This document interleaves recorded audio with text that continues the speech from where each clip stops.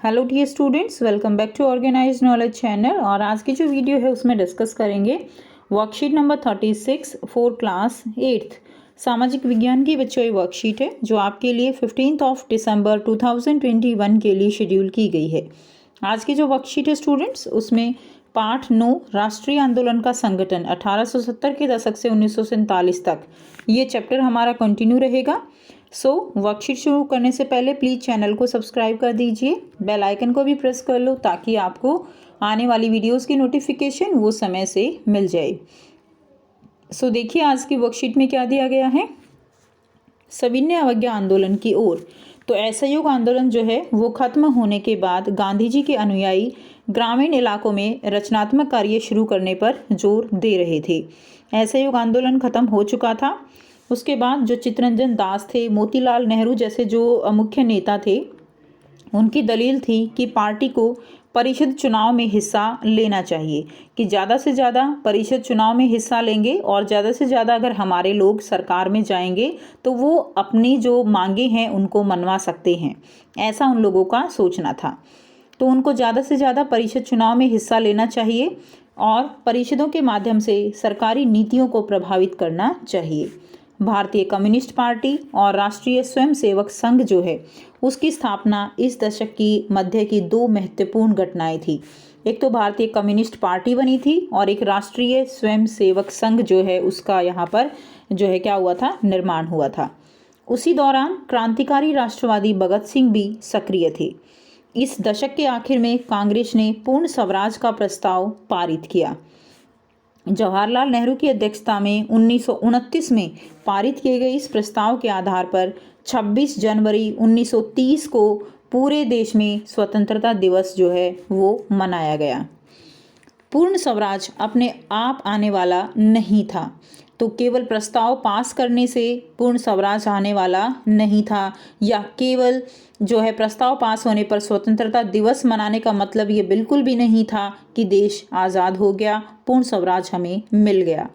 इसके लिए लोगों को लड़ाई में उतरना था।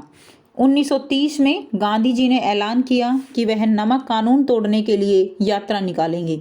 तो उन्होंने ऐलान किया था कि वो जो है क्या करेंगे, यात्रा निकालेंगे इस जो है नमक कानून तोड़ने के लिए, क्योंकि सरकार ने क्या किया, नमक के ऊपर क्या लगा दिया, टैक्स लगा दिया। उस समय नमक के उत्पादन और बिक्री पर सरकार का एक अधिकार होता था। ठीक है। महात्मा गांधी और अन्य राष्ट्रवादियों का कहना था कि नमक पर टैक्स वसूलना पाप है, क्योंकि यह हमारे भोजन का एक बुनियादी हिस्सा है। और नमक सत्याग्रह ने स्वतंत्रता की व्यापक चाह को लोगों की एक खास शिकायत सभी से जोड़ दिया था। यानी नमक जो है वो सभी के लिए एक बुनियादी ज़रूरत है, और जिसके कारण जो अमीर गरीब की खाई थी वो जो है एक तरह से इसको लेकर नहीं थी।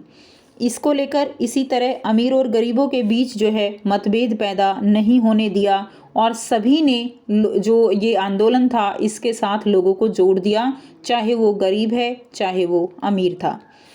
नेक्स्ट देखिए, नेक्स्ट उसके बाद क्या हुआ, उसके बाद है दांडी मार्च।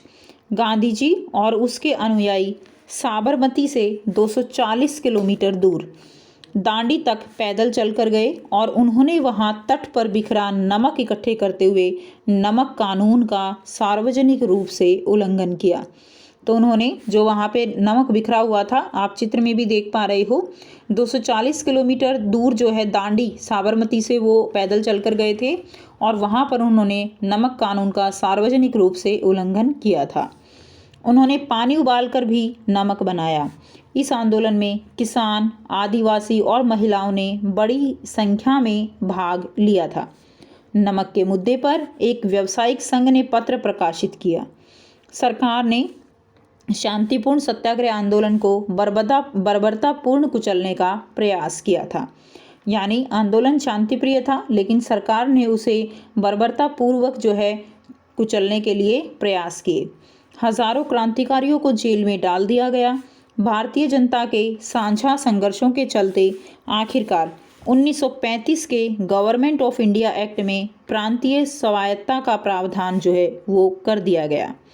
सरकार ने ऐलान किया कि 1937 में प्रांतीय विधायकों के लिए चुनाव करवाए जाएंगे। और इस चुनाव के परिणाम आने पर 11 में से 7 प्रांतों में कांग्रेस की सरकार बनी थी।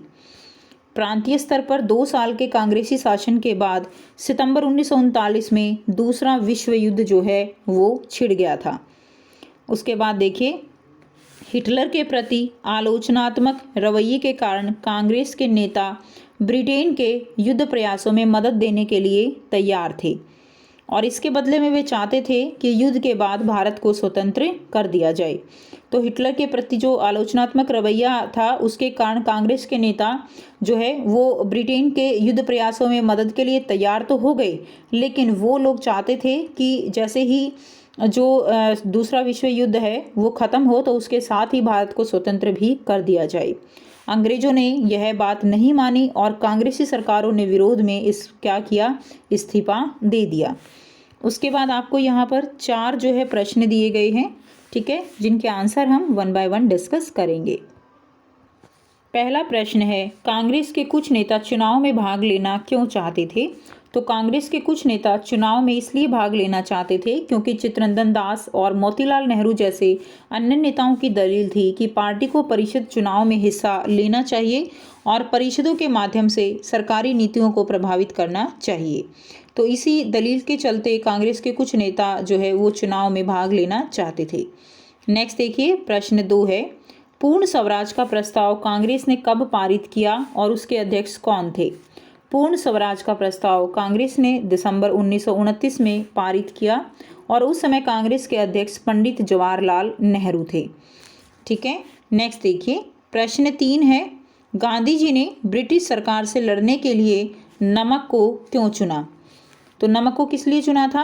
क्योंकि यह हमारे भोजन का एक बुनियादी हिस्सा है। नमक सत्याग्रह ने स्वतंत्रता को लेकर अमीरों गरीबों के बीच मतभेद पैदा नहीं होने दिया और सबको एक कर दिया। इसलिए गांधी जी ने ब्रिटिश सरकार से लड़ने के लिए नमक का चुनाव किया था, क्योंकि नमक पर क्या लगा दिया गया था? टैक्स लगा दिया गया था, जिसके चलते अमीर गरीब सब एक हो गए थे अंग्रेजी सरकार के खिलाफ। नेक्स्ट देखिए, प्रश्न 4 है, दांडी मार्च ने भारत के स्वतंत्रता आंदोलन को किस प्रकार प्रभावित किया?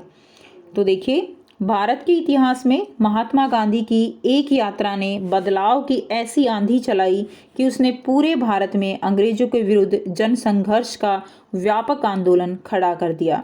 तो केवल एक दांडी मार्च था, ठीक है, और इसने जो है दांडी मार्च ने यह बता दिया, इस यात्रा से यह बता दिया कि किस प्रकार किसी को मजबूर करने के लिए जन आंदोलन खड़ा किया जा सकता है।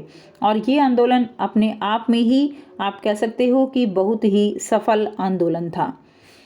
तो ये थी बच्चों आपकी आज की एसएसटी की वर्कशीट। आई होप सभी बच्चों को ये क्लियर है। कोई भी डाउट है तो आप पूछ सकते हो। वीडियो अच्छी लगी तो प्लीज़ इसको लाइक कीजिए, शेयर कीजिए और चैनल को भी सब्सक्राइब कर लीजिए।